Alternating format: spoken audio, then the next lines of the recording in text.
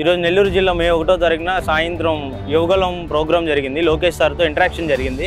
దాంట్లో నేను అడిగిన ప్రశ్న ఏంటంటే,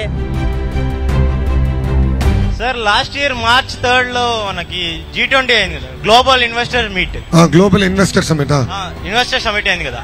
13 లక్షల కోట్లు పెట్టుబడులు పెట్టారు కదా. ఆ పెట్టుబడులు పెడితే మనకి ఇప్పుడు వరకు చాలా జాబ్స్ రావాలి, 20 లక్షల జాబ్స్ దాకా రావాలి. ఆంధ్ర మొత్తం అన్ఎంప్లాయ్మెంటే ఉంది. అసలు పెట్టుబడులు పెట్టినవి ఎక్కడ ఉన్నాయి, అసలు వచ్చాయా లేవా, అది న్యూస్ వరకే వచ్చింది, న్యూస్ తోనే పోతుందా? 13 లక్షల కోట్లు కాదు కదా, 13 లక్షల రూపాయలు పెట్టుబడి సరిగా రాలే ఆంధ్ర రాష్ట్రానికి. ఎందుకంటే ఈ ప్రభుత్వం ఆ కంపెనీలు వేధించి వేధించి వేధించి పక్క రాష్ట్రానికి తరిమేసింది.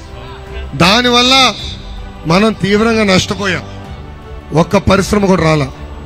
ఓ నెల ఓపిక పట్టండి, ఒక బ్రాండ్ వస్తుంది. ఆ బ్రాండ్ పేరు CBN. చంద్రబాబు నాయుడు గారు ముఖ్యమంత్రిగా ఎప్పుడు ప్రమాణ స్వీకారం చేస్తారో అప్పటి నుంచి చూడండి కంపెనీలు పెట్టుబడి పెట్టడానికి వస్తాయి.